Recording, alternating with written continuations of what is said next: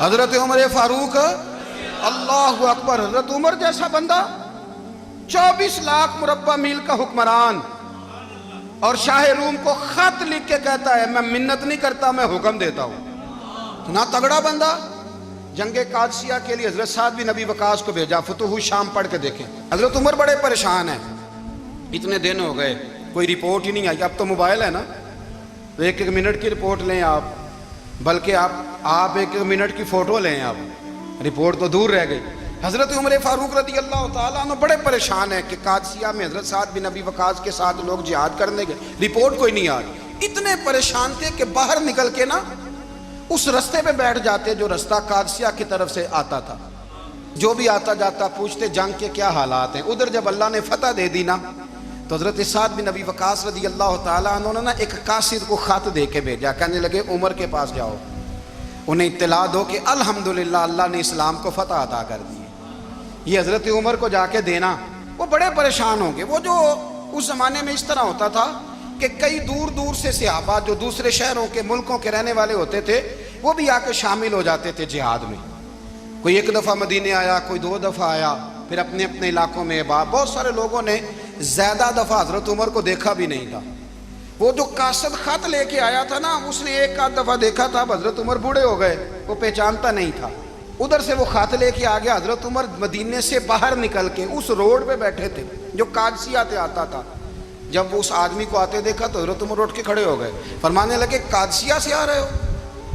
وہ کیا کہتا ہے؟ پھٹے پرانے کپڑے، ٹوٹے ہوئے جوتے، سر پہ پرانی پگڑی، کہنے لگے غلام مدینے کے رہنے والے ہو؟ حضرت عمر کہنے لگے ہاں مدینے کا ہوں۔ کہا میں قادسیہ سے آیا ہوں، الحمدللہ اللہ نے اسلام کو فتح دے دی ہے، الحمدللہ کفر کی کمر ٹوٹ گئی ہے۔ اس نے یہ بات کر کے تو گھوڑے کو ایڑی لگائی، گھوڑا دوڑنے لگا مدینے کے، حضرت عمر بھی ساتھ ساتھ دوڑ رہے، فرمانے لگے اچھا بتاؤ خالد بن ولید کا کیا حال ہے؟ تھوڑا آگے جا کے فرمانے لگے اسامہ بن زید کیسے ہے؟ وہ کہتے ہیں ٹھیک ہے۔ پھر اس نے اور گھوڑا، عمر ساتھ ساتھ دوڑ رہے ہیں، ساتھ ساتھ 24 لاکھ مربع میل کا حکمران، ایک جوتا پیر سے نکل گیا، عمر دوڑ رہے ہیں۔ آگے جا کے پوچھتے ہیں سعد بن ابی وقاص کا کیا حال ہے؟ کہا حضور وہ بھی ٹھیک ہے۔ کتنے لوگ میرے شہید ہو گئے مسلمانوں میں سے؟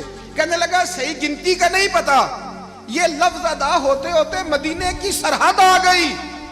لوگوں نے عمر کو گھوڑے کے ساتھ دوڑتے دیکھا تو کہا امیر المومنین کیوں دوڑ رہے ہیں؟ وہ غلام چھلانگ لگا کے نیچے آیا، قدموں میں بیٹھ گیا، کہنے لگا حضور آپ نے بتایا ہی نہیں آپ امیر المومنین ہیں۔ آپ فرمانے لگے کیا بتاتا؟ میں تو اونٹ چرانے والے کا پتر ہوں، کیا بتاتا؟ وہ عمر ہوں جس نے اپنے گناہوں کا حساب دینا ہے، کیا بتاتا؟ جو سعد بن ابی وقاص کو جہاد پہ بھیج کے خود بزدلوں کی طرح گھر میں بیٹھا ہے، کیا بتاتا؟ کوئی حیثیت نہیں، کوئی تار، تو نے اچھا کیا، تو تو مجاہد تھا، مجھے ساتھ ساتھ دوڑایا، تو نے اچھا کیا۔ جتنے لوگ تھے چیخیں مار کے رونے لگے۔ حضرت فاروق اعظم سے کہنے لگے عمر جب تک تیرے جلوے رہیں گے اللہ کامیابیاں ہی عطا فرمائے گا، جب تک تیرا رنگ رہے گا اللہ تعالیٰ نوازتا ہی رہے گا۔ کچھ نہیں کبھی اپنا آپ ظاہر ہی نہیں کیا۔ بہت بڑے تھے، بہت بڑے تھے حضرت عمر، بڑے تھے۔ حضرت ابو رافع غلام تھے، قرآن پاک بڑا سونا پڑھتے تھے۔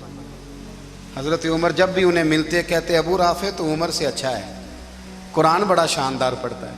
تو وہ کہتے حضور اگر میں قرآن صحیح پڑھتا ہوں تو آپ کو قرآن کی تشریح زیادہ صحیح آتی ہے، آپ بھی تو مجھ سے افضل ہیں۔ تو آپ فرماتے نہیں پھر بھی تو مجھ سے افضل ہے۔ کیوں؟ اس لیے کہ تو اپنے آقا کی نوکری بھی ٹھیک کرتا ہے اور رب کی عبادت بھی ٹھیک کرتا ہے، اور مجھے خالص صرف عبادت کرنی ہوتی ہے وہ بھی ٹھیک نہیں کر پاتا۔ ساری زندگی اپنا محاسبہ، ساری زندگی اپنے گریبان میں دیکھا، ساری زندگی اپنے آپ کو پرکھا، اپنے آپ کو ٹٹولا۔ 62 سال عمر بیت گئی۔ حضرت حذیفہ بن یمان ایک صحابی تھے، میرے نبی کریم علیہ السلام نا ان سے راز کی باتیں کرتے تھے۔ ہر بندے کا ہاضمہ ٹھیک نہیں ہوتا، سب سے راز کی بات نہیں کرنی چاہیے۔ حضرت حذیفہ بن یمان کہتے ہیں حضور راز کی باتیں بتاتے۔ مدینہ منورہ میں جو منافقین تھے ان کی لسٹ بھی نبی پاک نے حضرت حذیفہ بن یمان کو دی تھی۔ جب کوئی مشکوک آدمی مر جاتا نا تو صحابہ کہتے ہیں ہم دیکھتے اگر حضرت حذیفہ نے جنازہ پڑھا ہے تو ہم بھی جنازہ پڑھ لیتے۔ نبی پاک نے بھی کچھ جنازے نہیں پڑھے، ترمذی میں ہے، فرمایا عثمان سے جو بغض رکھے اس کا جنازہ نہیں پڑھیں گے۔ حضرت حذیفہ بن یمان اگر جنازہ پڑھتے تو لوگ پڑھتے، وہ نہ پڑھتے تو لوگ جنازہ نہ پڑھتے۔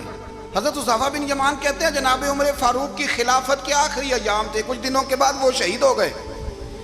فرماتے ہیں آدھی رات کا وقت تھا، میں گھر میں سویا تھا بڑا بے فکر، اچانک میرے دروازے پہ دستک ہوئی، میں گھبرا کے اٹھا، اتنی رات کو کون آیا؟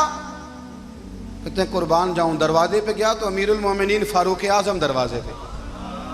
میں نے کہا عمر کوئی حکم تھا تو مجھے بلا لیتے۔ کہنے لگے میں نا امیر بن کے نہیں آیا، تیرا ویر بن کے آیا ہوں۔ امیر المومنین کی حیثیت سے سرکاری کام سے بلاتا تو وہاں بلاتا، مجھے ایک ذاتی کام پڑ گیا۔ کہتے ہیں میں نے عمر کو گھر کی اندر بلا کے چارپائی پہ بٹھایا، میں نے کہا حضور میں غریب آدمی ہوں، میں کیا آپ کے کام آ سکتا ہوں؟ تو کہتے ہیں انہوں نے نا مجھے ساتھ بٹھا لیا، پھر میرا ہاتھ پکڑ لیا، کہنے لگے تو عمر کو جانتا ہے؟ عمر جھوٹ نہیں بولتا، تو جانتا ہے عمر وعدوں کا پکا ہے؟ کہا حضور جانتا ہوں۔ کہا میں اس وقت آیا ہوں جب دیکھ بھی کوئی نہیں رہا۔ حضرت حذیفہ بن یمان کہتے ہیں پریشان ہو گیا، حضور پہلیاں نہ بجھوائے، مہربانی کر بتائیں کدھر آئے ہیں؟ تو حضرت عمر فاروق فرمانے لگے 62 سال کا ہو گیا ہوں، 63 میں چل رہا ہے، داڑھی سفید ہو گئی ہے، پھل پک گیا، اٹھ فریدہ ستیا، داڑھی آ گئی پور، اگا نیڑے آ گئی، پیچھا رہ گئی دور، اب قبر اشر کا معاملہ صاف نظر آنے لگا ہے۔ کہا حضور مجھ سے کیا چاہتے ہیں؟ حضرت عمر رو پڑے، کہنے لگے آج میں عشاء کے بعد نکلا ہوں تو نبی پاک کے صحابہ مجھے نیک کہہ رہے تھے، پھر میں نے بچوں کی ماں سے اور بچوں سے بھی پوچھا ہے، وہ بھی مجھ سے راضی ہیں، پر حذیفہ تیرے ساتھ نبی پاک راز کی باتیں کرتے تھے، سچ بتا کہیں عمر کا نام منافقوں میں شامل تو نہیں؟ سچ بتا ان منافقین میں تو شامل نہیں، کہیں اوپر سے تو نہیں سارا کچھ؟ حضرت حذیفہ بن یمان کہتے ہیں میں باپ کے مرنے پہ اتنا نہیں رویا جتنا عمر کے سوال پہ رویا۔ میں قدموں میں بیٹھ گیا، میں نے کہا نہیں عمر یہ تو میں نے نہیں سنا، لیکن یہ میں نے نبی پاک سے ضرور سنا ہے کہ میرے بعد اگر کوئی نبی ہوتا تو عمر ابن خطاب ہوتا۔ یہ میں نے اپنے کانوں سے سنا ہے کہ عمر جس گلی سے گزرے شیطان رستہ بدل جاتا ہے۔ یہ میں نے اپنے کانوں سے سنا ہے کہ 950 سال حضرت جبریل جناب عمر کی شان بیان کریں تو پھر بھی بیان نہیں ہو سکتا، یہ میں نے ضرور سنا۔ دوستو ساری زندگی حضرت عمر نے اگر دوسروں کا محاسبہ کیا تو اپنا اور اپنے بچوں کا بھی کڑا خیال رکھا، اپنی ذات پر بڑی توجہ دی۔ جو لوگ اپنا بھول جاتے نا، ہمیں اپنی صحت کا بڑا خیال ہے لیکن اپنی روحانی زندگی کا کوئی خیال نہیں ہے۔ حضرت عمر فاروق رضی اللہ تعالیٰ عنہ نا باہر والوں کا بھی بڑا سخت حساب کرتے تھے۔ بڑا ایک گورنر صاحب نے لباس بڑا شاندار پہننا شروع کر دیا تھا تو حضرت عمر نے اتروا کے نا تو انہیں ٹاٹ کا لباس پہنا کے تو اونٹ چرانے کی ڈیوٹی دے دی تھی، اتنا سخت احتساب کرتے۔ کسائی کی دکان پر بھی 1-2 گھنٹے کھڑے ہوتے تھے۔ جو آدمی مسلسل 2 دن گوشت خریدتا تھا نا، فرماتے تھے اس کا ٹیکس بڑھا دو، لوگوں کو دال نہیں مل رہی اور یہ روز گوشت کھاتا ہے۔ حضرت فاروق اعظم اس کو جزیہ کہا جاتا تھا، یا کچھ اور معاملات ہوتے تو بڑھا دیتے تھے۔ مسلسل جو 2 دن آدمی گوشت کھاتا تھا، فرماتے تھے مدینے میں غربت ہے، اگر یہ والا نظام تم کرو گے تو غریب لوگ کس کی طرف دیکھیں گے۔ لیکن اس سے زیادہ بڑھ کر جو ان کی زندگی کا معیار اور سٹیٹس تھا وہ یہ تھا کہ اپنے گھر کا خاص خیال رکھتے، خاص توجہ کرتے۔ ملک شام سے اور ایران سے کچھ لوگ آپ کی خدمت میں آئے تو وہاں سے کچھ کنیزیں بھی آئیں، ان کے بادشاہ کا پیغام لے کے۔ شاہ ایران کی کنیز کو ملکہ نے کہا کہ نا حضرت عمر کی زوجہ کو دیکھ کے آنا ذرا کس طرح کی ہے۔ ہمارے ملک میں کیا کہتے ہیں؟ خاتون اول، باقی سارے دوؤں میں خاتون اول، ذرا خاتون اول کو دیکھ کے آنا۔ تو وہ جب آئی نا گھر میں ملنے تو کہا کہ مجھے میری ملکہ نے کہا تھا کہ عمر کی زوجہ سے اہلیہ سے ملاقات کر کے آنا۔ تو حضرت عمر کی اہلیہ نے نا ایک جوڑا کپڑوں کا دے دیا ملکہ کے لیے اور ایک خوشبو کی شیشی دے دی۔ اب جب وہ تحفے وہاں گئے تو اس ملکہ نے نا کچھ سونے کا سامان بھیجا، کچھ زیورات بھیجے، کچھ تحائف بھیجے۔ جب حضرت عمر کے گھر آئے نا، وہ خادم لے کے آیا، اس نے کہا جی آپ کی اہلیہ نے تحفے بھیجے تھے، تو جواب میں شاہ ایران کی بیوی نے، یہاں جس ملک کا وہ سفیر تھا، انہوں نے بھی یہ بھیجے۔ تو حضرت عمر فاروق نا وہ تحفے لے کے گھر گئے تو جا کے کہنے لگے اپنی اہلیہ سے، یہ تو کب سے تحفے تحائف بھیجنے لگ گئی ہے؟ یہ کب سے نظام شروع ہو گیا؟ تو کہ حضور تحفہ دینا لینا تو ٹھیک ہے، سنت ہے، محبت بڑھتی ہے، تو یہ کوئی قباحت نہیں، اور میں نے اپنی ذاتی استعمال کے لیے جو چیزیں رکھی تھی وہ میں نے دی ہیں۔ تو حضرت عمر فاروق رضی اللہ تعالیٰ عنہ فرمانے لگے ہم نے کسی ملک کے ساتھ اور اس کے بادشاہ کے ساتھ ذاتی تعلق نہیں بنانا، تعلق جو بھی بنے گا رسول اللہ کے دین کی برکت سے بنے گا، ذاتی رشتے نہیں ہم نے قائم کرنے۔ ذاتی آپ کے ملک کی جو ایئر لائن جس کا ہر سال خسارے کا ڈنڈورا پیٹا جاتا ہے نا، وہ ہمارے بادشاہ صاحب اور صدر صاحب اگر غیر ملکیوں کو گھوڑا کبھی بھیجنا ہو نا، گھوڑا، تو پورا ایک جہاز گھوڑا لے کے تحفے میں جاتا ہے، پورا جہاز غریب قوم کا یہ سرمایہ، اور قوم بڑی بادشاہ ہے، لائنوں میں لا کے ووٹ دیتی ہے، دو کام ہمیشہ لائن میں لا کے کرنے، ایک بل لائن میں لا کے جمع کرانا ہے اور ایک ووٹ لائن میں لا کے، تاکہ پھر پورے 5 سال لائن میں ہی لگے رہیں۔ مرضی سے آپ ووٹ دینا، پر جو بات درست ہے اس کو سنو۔ حضرت عمر فاروق رضی اللہ تعالیٰ عنہ نے اپنی اہلیہ سے پوچھا کتنے کا تھا وہ تیرا جوڑا اور خوشبو کی شیشی؟ انہوں نے کہا 3 دینار کی۔ فرمایا یہ 3 دینار تیرے، اور باقی جو تحفے آئے ہیں وہ تو خود کہہ، چونکہ اس نے تیرے نام بھیجے ہیں، تو کہہ کہ میں مال غنیمت میں دیتی ہوں، تو کہہ میں مسلمانوں کو کہہ۔ تو زوجہ ہنس پڑی، کہنے لگی میں نہ بھی کہوں تو مجھے کہنا تو پڑے گا ہی، کہنا تو میں نے ہے ہی، کیونکہ سامنے عمر فاروق ہیں، لہذا فرمایا کہہ دیتی ہوں میں نے دیا خزانے کو۔ حضرت عمر نے جمع کرا لیا۔ میں یہ کیا بات ہے، میرے گھر والے جو مرضی کریں، ان کا معیار زندگی جس طرح کا مرضی ہو۔ اور حضرت عمر ایک جملہ کہا کرتے تھے، اللہ کرے کہ یہ باتیں اس دور حاضر میں ہماری سمجھ میں آئیں۔ حضرت عمر فاروق رضی اللہ تعالیٰ عنہ اپنے بچوں کو فرمایا کرتے تھے کہ بہت آدمی کو بھوک لگی ہو نا، اور پھر اس کی پسند کا کھانا پکا ہو، جتنے شوق سے وہ اس کھانے کو دیکھتا ہے نا، فرمایا اس طرح پوری قوم اپنے بادشاہوں کے خاندان کو دیکھتی ہے، اس تیزی کے ساتھ دیکھتے ہیں کہ ان کے گھر میں کیا ہو رہا ہے، ان کا معیار زندگی کیا ہے، ان کا سٹیٹس کیا ہے۔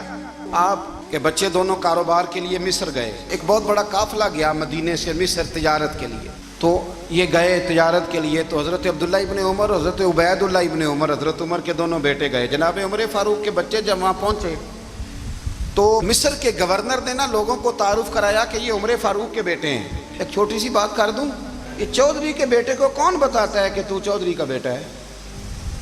باہر والے بتاتے ہیں، گھر والے۔ اور سیٹھ صاحب کے بیٹے کو کون بتاتا ہے کہ تو سیٹھ صاحب کا بیٹا ہے؟ اور مالک کو کون بتاتا ہے کہ تو مالک کا بیٹا ہے اور یہ کرایہ دار ہے؟ یہ کون بتاتا ہے؟ یہ سوچ ہم دیتے ہیں بچوں کو، چودھری اور کمی کی سوچ، امیر اور غریب کی سوچ، مالک اور کرایہ دار کی سوچ، گھر کے مالک کی اور کام کرنے والے کی سوچ، یہ ہم دیتے ہیں۔ یاد رکھنا، یہ ہم دیتے ہیں، یہ ہمارا مزاج ہے، یہ باہر سے نہیں آتی۔ تو کوئی شہزادہ ہے، تو سیٹھ ہے، تو نواب ہے، یہ سوچ باہر سے نہیں آتی، یہ اماں سوچ دیتی ہے، اماں، یہ ابا سوچ دیتا ہے، اور پھر جب تباہی اترتی ہے تو اس کے ذمہ دار بھی باہر والے نہیں ہوتے، گھر والے ہوتے ہیں، گھر والے۔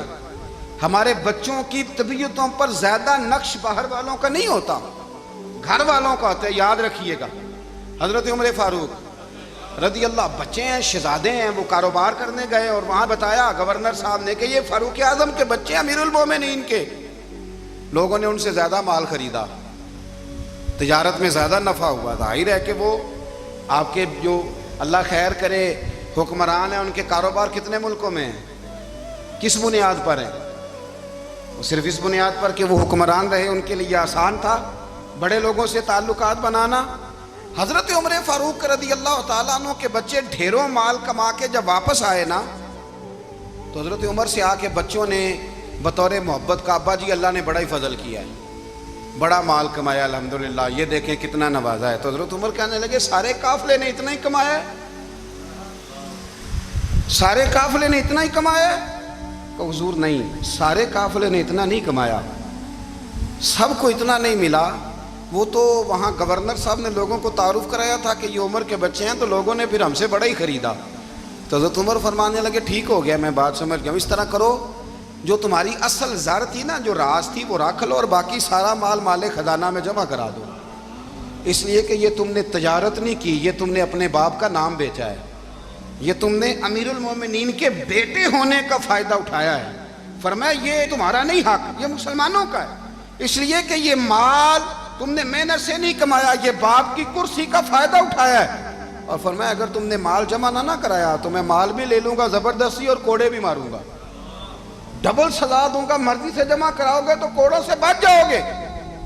بڑے بیٹے نے تو جمع کرا دیا تو چھوٹا تھوڑا پریشان ہوا، تو حضرت عبداللہ ابن عمر چھوٹے بھائی کا ماتھا چوم کے کہنے لگے بیٹے چپ کر کے جمع کرا، یہاں بھی فخر کر کے ہم عمر کے بیٹے ہیں اور قیامت میں بھی فخر کریں گے کہ ہم فاروق اعظم کے بیٹے ہیں۔ یہاں بھی ناز کریں گے اور وہاں بھی ناز کریں گے کہ عمر کے بچے ہیں۔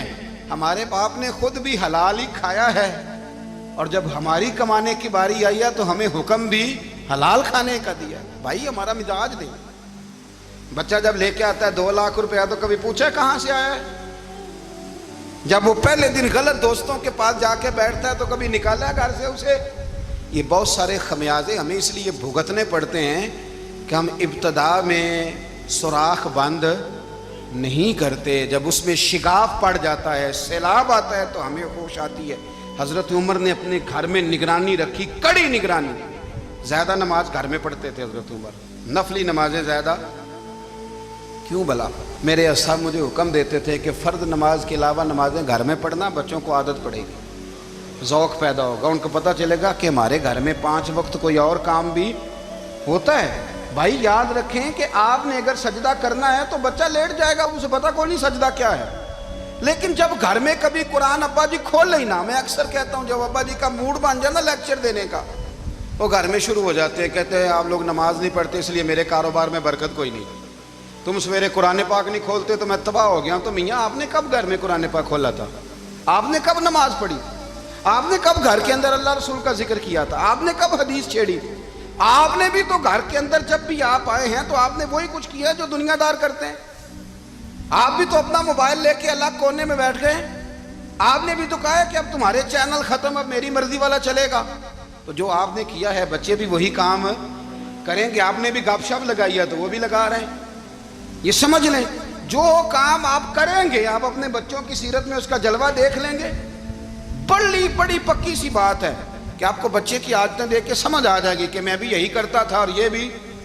حضرت عمر فاروق رضی اللہ تعالیٰ عنہ وصال فرما گئے، تو آپ کے وصال کے بعد حضرت عثمان غنی رضی اللہ تعالیٰ عنہ نے آپ کی ایک بیوہ سے نکاح کیا، حضرت عمر کی ایک بیوہ سے۔ جب وہ آپ کے نکاح میں آئی تو کہنے لگی حضرت عثمان غنی سے کہ حضور نہ تو میں خوبصورت ہوں اور نہ میں جوان ہوں، نہ آپ کی کوئی خدمت کر سکتی ہوں، میرے ساتھ نکاح کرنا سمجھ میں نہیں آیا۔ کیا شاندار جواب دیا حضرت عثمان غنی نے، کیا خوبصورت جواب دیا۔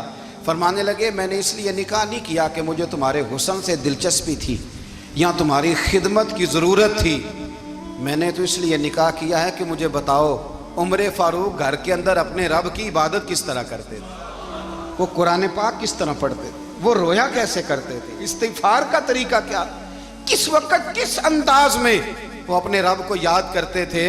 اس لیے کہ عمر کئی دفعہ گھر سے آتا تھا تو میں اس کے چہرے پر نور دیکھا کرتا تھا، میں روشنی دیکھتا تھا، ایک معیار دیکھتا تھا۔ نکاح اس لیے کیا ہے کہ مجھے عمر کی جو گھر کے اندر کی عبادت ہے اس سے آگاہ کرو، تاکہ عثمان غنی بھی چاہتے ہیں اس طرح کے عمل کرو جس طرح کہ عمر فاروق کر کے گئے ہیں۔ بھائی جب تک ہم اپنے گھر میں وہ توجہ نہیں دیں گے، وہ مزاج دیکھیں نا، ہمارے گھروں میں جب نقشہ پاس ہوتا ہے تو ٹی وی لان بھی اس میں ہوتا ہے، ڈرائنگ روم بھی ہوتا ہے، نماز کی جگہ بھی ہوتی ہے نقشے میں۔ صحابہ جب گھر بناتے تھے تو ایک مسجد بیت کا نقشہ پاس کرتے تھے، ذہن میں رکھتے تھے کہ یہ کونا نماز کے لیے، وہاں جوتے لے کے کوئی نہیں جائے گا، وہاں نماز پڑھی جاتی تھی، عورتیں وہاں اعتکاف کرتی تھیں۔ ٹی وی لان تو آ گیا ہے اور گھر کے اندر ٹی وی رکھنے کے لیے تو ایک کمرہ الگ سے بنا دیا گیا ہے، اور اب جو نئے نقشے پاس ہو رہے ہیں اس کے اندر گھروں کے اندر جگہ بنائی گئی ہے جہاں کمپیوٹر رکھے جائیں، اور بچوں کے لیے وائرنگ ہوگی نیچے تاکہ انہیں کوئی مشکل درپیش نہ ہو۔ یہ ساری چیزیں ہم نے نہانے کے لیے گھروں کے اندر اتنے بڑے واش روم بنائے ہیں کہ لگتا یہ ہے کہ سوائے نہانے کے اور کام ہی نہیں کوئی گھر میں ہوگا، ہر چیز آ گئی۔ پر اللہ کرے کوئی تفسیر بھی ٹیبل پہ پڑی نظر آئے، کوئی حدیث کی کتاب بھی ٹیبل پہ پڑی نظر آئے۔ اللہ کرے کہ جس طرح ابا لطیفہ سن کے آتا ہے تو جب تک سنا نہ لے اسے ہضم نہیں ہوتا، اللہ کرے کہ وہ جمعے میں بیان سن کے جائے تو اس کا بھی دل کرے میں اپنے بچوں کو سناؤں. وہ نبی پاک کی کوئی حدیث کہیں سے سنے تو گھر جا کے سنائے. جب تک یہ معیار نہیں بنتا آپ کیسے توقع کرتے ہیں کہ گھر کے اندر اللہ کی رحمتیں نازل ہوں گی؟ آپ یہ کیسے توقع کرتے ہیں کہ گھر کے اندر وہ معیار اور وہ مزاج بنے گا؟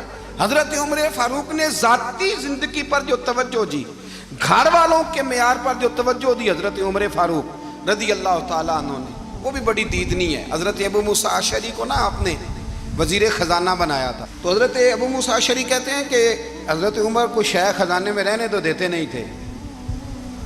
ایک دن نا میں صفائی کر رہا تھا اس کمرے کی جس میں خزانہ رہتا تھا. ہمارے تو ملک میں جو جاتا ہے وہ صفائی کر کے ہی جاتا ہے، اللہ خیر کرے. اور خیر معیار بدلتا ہے. جو پچھلی حکومت ہوتی ہے وہ قرضہ اٹھاتی ہے، وہ باہر سے جاتی ہے تو قرضہ لے کے آتی ہے، اور جو نہیں آتی ہے وہ کہتی ہے ہمیں پیکج مل گیا ہے.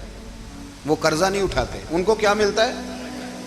یعنی پچھلی نے قرضہ لیا تھا اور ہم نے، واہ جی واہ کیا خوبصورت انداز ہے. اس کا نام بدل کے نا، انہوں نے قرضہ لیا تھا اور ہم نے، میں کہا بڑے شاندار سیانے بندے ہو گئی. حضرت سیدنا ابو موسیٰ اشعری کہتے ہیں کہ میں نے نا مال غنیمت کی صفائی کی تو 1 دینار مجھے نا کہیں پڑا ہوا مل گیا. تو فرماتے ہمیں اجازت ہوتی تھی کہ 1 دینار ہم اپنی مرضی سے کہیں خرچ کر سکتے تھے. اگر آپ ناراض نہ ہوں تو ہمارے ہاں جب چیئرمین صاحب، ناظم صاحب ٹھیکے دیتے ہیں تو ٹھیکیدار ان کا چھوٹا بھائی ہوتا ہے، یا چچا کا بیٹا ہوتا ہے، یا خالہ کا بیٹا ہوتا ہے. وہ خود ناظم ہوتے ہیں اور ان کا چھوٹا بھائی ٹھیکیدار ہوتا ہے. یعنی وہ نا سارا کچھ گھر کے اندر ہی رہتا ہے. گھر کے اندر ایک پیسہ دیتا ہے، دوسرا واپس اس کو واپس کر دیتا ہے. گھر کے اندر ہی. اب تو خیر ہمارے لوگ سمجھدار ہو گئے. ایک بندہ ایک سیاسی جماعت میں ہوتا ہے، دوسرا دوسری میں، اور تیسرا جس کی بھی حکومت آئی حکومت تو ہماری رہے گی نا. ایک بندہ تو ہے نا اس جماعت میں. یہ اچھا لوگوں نے ایک طریقہ نکالا ہے. تو حضرت عمر کے بیٹا گزر رہا تھا تو حضرت ابو موسیٰ اشعری کہتے ہیں میں نے صفائی کی تو 1 دینار نکلا. تو میں نے وہ 1 دینار نا حضرت عمر کے بیٹے کو دے دیا. میں نے کہا لو بیٹا اپنے چچا کی طرف سے تحفہ. تو گھر جا کے انہوں نے حضرت عمر کو بتایا کہ چچا نے پیسے دیے ہیں. چھوٹے بچے تھے. حضرت عمر نے حضرت ابو موسیٰ اشعری کو بلا لیا اور بلا کے فرمانے لگے میں تو تمہیں اپنا دوست جانتا تھا اور تو نے میری اولاد کو ہی دنیا دار بنانا شروع کر دیا.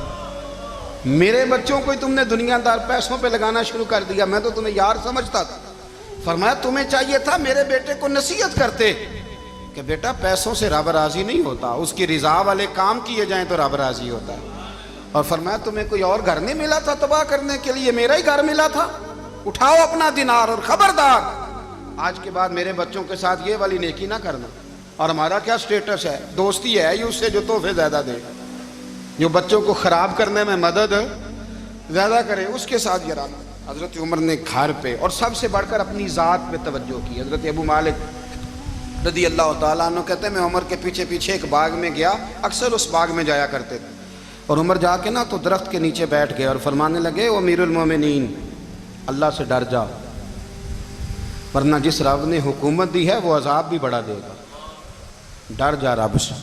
کبھی ساری زندگی حضرت عمر نے اپنا کوئی تعارف نہیں کرایا، کبھی نہیں. ایک بندے نے آپ کے سامنے تعریف کر دی آپ کی تو فرمانے لگے تو خود بھی ہلاک ہوا اور مجھے بھی ہلاک کر دیا. کیا ضرورت پڑی ہے میری تعریفیں کرنے کی؟ اتنی دیر میری تعریف میں لگائی. اللہ کا ذکر کرتا رب تجھے ثواب دیتا، حضور پہ درود پڑھتا تو رب تیرے اوپر رحمتیں نازل کرتا. کس چکر میں؟ آج جتنا اچھی کوئی خوشامد کرے اتنی اچھی وزارت ملتی ہے، جتنی اچھی اس کو جو ہے وہ چاپلوسی کرنی آیا درجہ بھی اسے اتنا ہی اچھا ملتا. اس طرح کی خوبصورت ویڈیو سننے کے لیے ہمارے چینل کو سبسکرائب کریں، شیئر، لائک اور کمنٹ میں سبحان اللہ لکھیں اور بیل آئیکن کو دبانا نہ بھولیں.